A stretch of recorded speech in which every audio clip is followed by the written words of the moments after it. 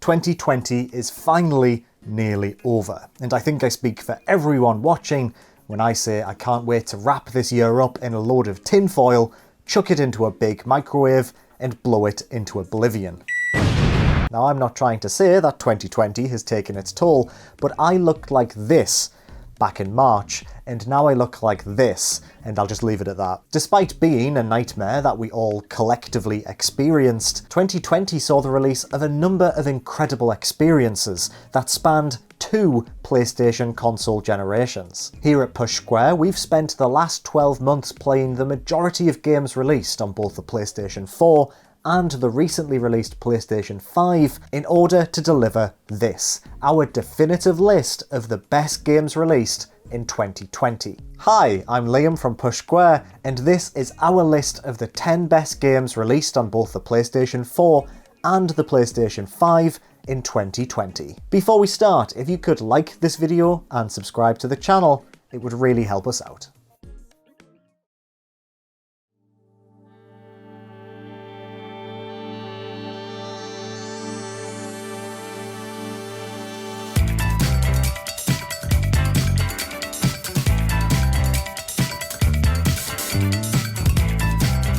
At number 10, we have The Pathless, 2020's quietest hit. Nestled in between huge launch titles such as Demon's Souls and Spider-Man Miles Morales, The Pathless is a beautiful experience that deserves more fanfare. Featuring a unique traversal mechanic that requires you to shoot at targets in order to gain speed boosts, the majority of your time with the Pathless will be spent soaring around its large open world. To push back against an encroaching darkness, players must solve puzzles and defeat huge corrupted creatures. It's a one-of-a-kind experience, a game that features a brilliant sense of flow that is unmatched by any other title in the genre, an underrated gem.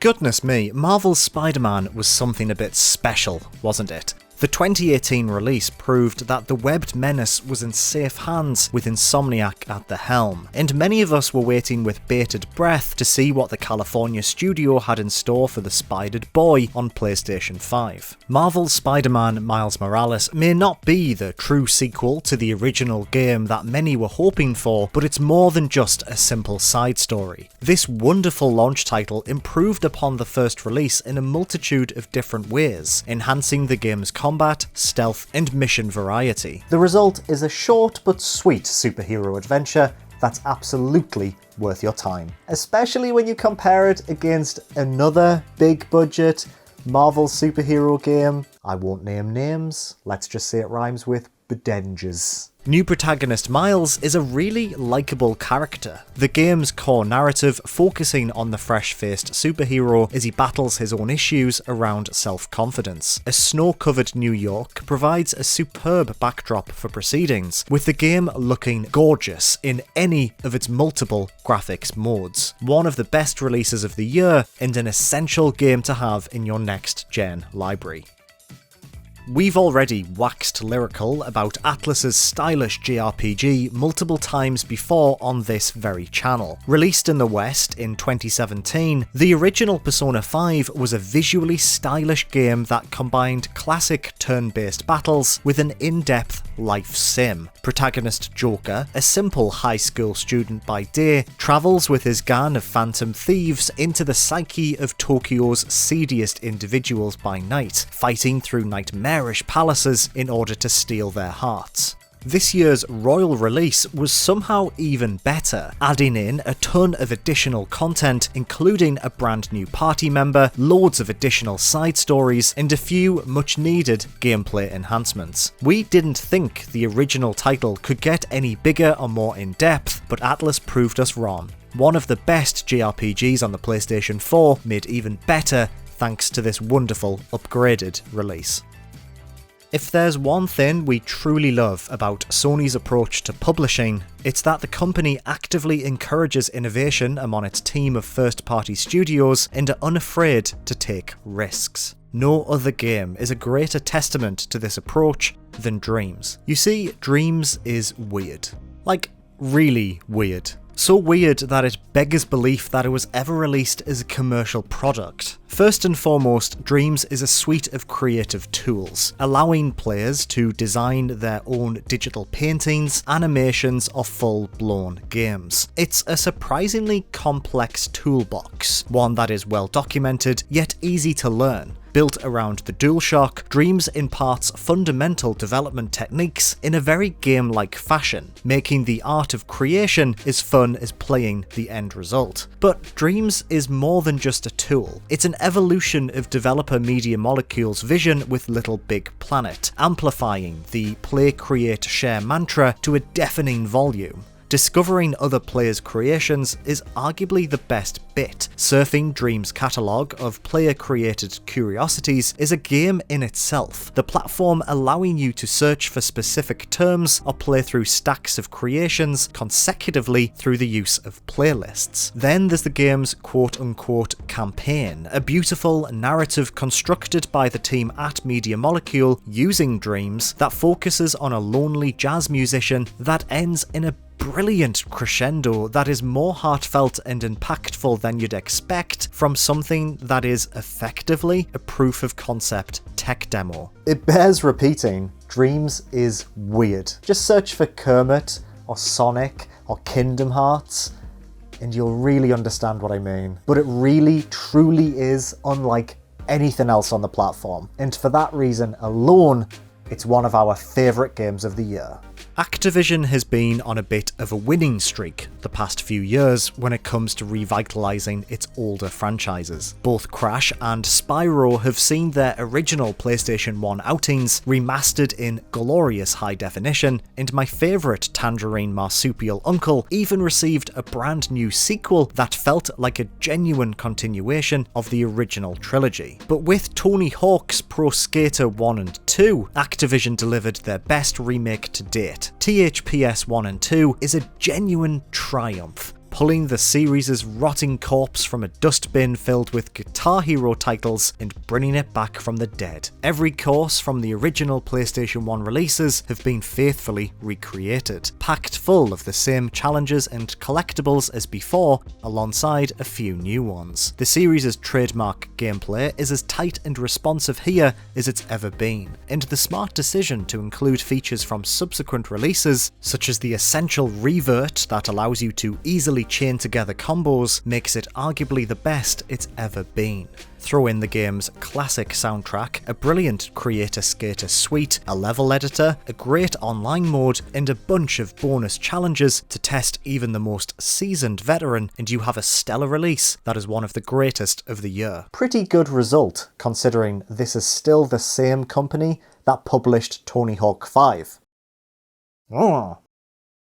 The PlayStation 5's launch lineup is arguably the best we've ever seen for a PlayStation system, especially when you consider that one of its best games was given away to every single PlayStation 5 owner for absolutely nought. ASTRO'S Playroom exceeds at everything it sets out to achieve. As a technical showcase of the console's new DualSense controller, the game effectively demonstrates the pad's next-gen capabilities. Through its use of haptic feedback, it accurately simulates the textures of surfaces below ASTRO'S tiny robot hooves. Ice feels slick, snow feels crunchy, sand feels soft, and water feels wobbly. It's incredible. Meanwhile, the adaptive triggers go tense when pulling on a bowstring and rattle under your fingers when firing a machine gun. No other game utilises the PlayStation 5's revolutionary controller quite like Playroom. As a semi-sequel to VR-exclusive Astrobot Rescue Mission, the game features 3D platforming that rivals a Nintendo release, providing a fun yet short, family-friendly romp.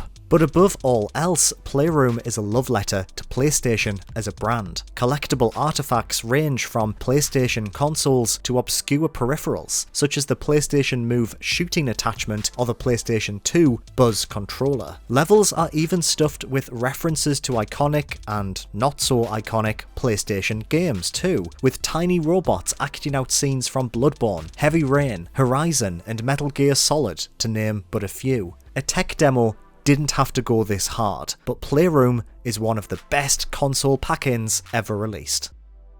Who would have thought that the best PlayStation 5 launch game would be a remake of a 2009 PlayStation 3 exclusive? Hey, don't look at me, my money was on Godfall. Originally developed by From Software, Demon's Souls laid down the groundwork for what would eventually become the much-loved Soulsborne series. Everything you'd expect from a game in that genre is very much here. Intermittent checkpoints, resources gained from killing enemies that allow you to enhance your character, an obscure narrative communicated sparingly, adversaries that will kill you again and again and again and again. Remade by the masters over at Bluepoint Games, Demon's Souls isn't just a faithful recreation of the cult classic release, it's also a stunning showcase of what Sony's brand new console is capable of. Exploring its crumbling castles and dank prisons looks sensational. The game's use of light and particle effects showcasing the true power of the PlayStation 5. It is tough, and to be honest, that difficulty will mean that a lot of players will be left frustrated. But if you stick with this,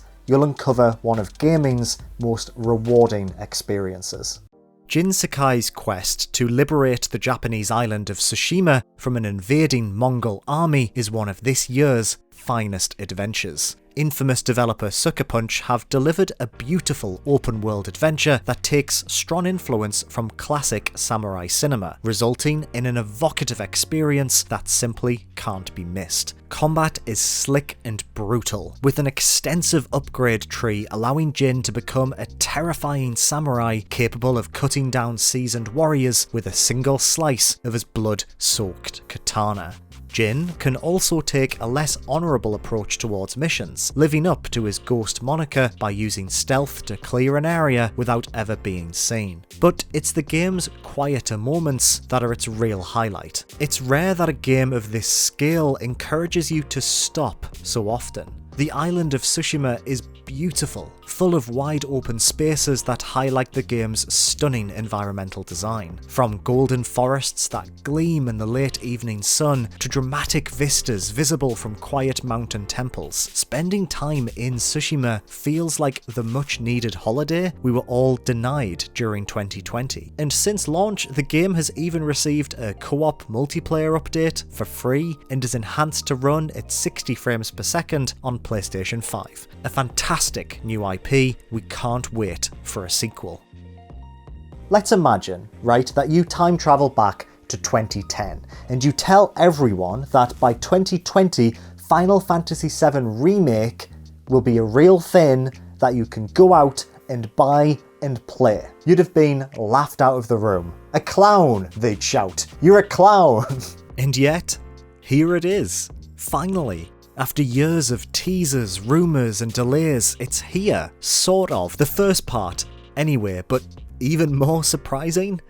It's incredible. Final Fantasy VII was always going to be a tough game to remake. The single most beloved entry in the long-running franchise, expectations for this remake were monumentally high. And yet, somehow Square Enix delivered. Exploring Midgar in high definition felt like coming home. The game looks stunning, with its detailed character models some of the best we've ever seen on PlayStation 4. Full cutscenes add additional narrative depth to proceedings, while new content fleshes out an already dense RPG with a few more additional layers. Combat takes a step away from its traditional turn-based roots, resembling something closer to Kingdom Hearts than the original game, but it's a thrilling system that makes battles feel far more dramatic and intense as a result. Yeah, its side quests may be a little tedious, and it is a shame we have to wait again before we can experience the next installment, but as it stands, Final Fantasy VII Remake is a generation-defining RPG that is an exceptional achievement.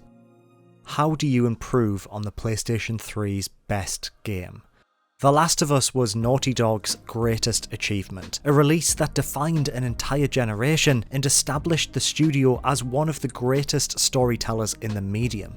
Attempting to continue that story, to expand upon its world and its characters, felt like an impossible task, but Naughty Dog did it anyway, and in doing so, they delivered a masterpiece. The Last of Us Part 2 is a tale of misery. Focusing on dual protagonists Ellie and Abby, the game's narrative is a long-winded, bleak story about loss, sacrifice, and revenge. But at its heart, it's a complex exploration of the lengths we will go to for the people that we love, the unbreakable cycle of violence, and the effect it has on those who find themselves swept up in its current. There are no half measures here, no attempts to pull back before things get too messy. The Last of Us Part 2's 30+ hour runtime shows it all, from the bloody start to the bitter end. From a gameplay perspective, the game shares a lot in common with the original release. A solid stealth system makes slowly picking off infected and human enemies the preferable way to approach a situation, but weighty shooting and melee combat makes firefights frantic, desperate affairs. A fresh twist means that every human you dispatch is lamented by their companions, their names shouted in grief after you kill them. It's a subtle addition, but one that emphasises the game's core message of what is truly lost amidst the bloodshed in the gameplay itself. Graphically, there is no other game on the PlayStation 4 that looks like this. Naughty Dog had already established themselves as the masters of their craft with the release of Uncharted 4, but The Last of Us Part 2 seemingly squeezes every last drop out of the console's hardware. This is a stunning game that looks gorgeous from start to finish. With The Last of Us Part 2, Naughty Dog and Sony have delivered the finest single-player experience to ever grace a PlayStation system. This is a milestone moment for the medium and the greatest game of the year. So there we have it, our list of the best games released on PlayStation systems in 2020. Do you agree with our list? Let me know your favourite games from 2020 in the comments below. Was your number one Coven and Labyrinth of Galleria on the PlayStation Vita, which was a real game released in 2020? Before we wrap up, I just want to say thank you so much for supporting the channel throughout 2020. I hope you have a wonderful Christmas and a really happy New Year. We'll be back very soon, but thank you once again from me and everyone else at Push Square. Merry Christmas and a Happy New Year. I'll see you soon.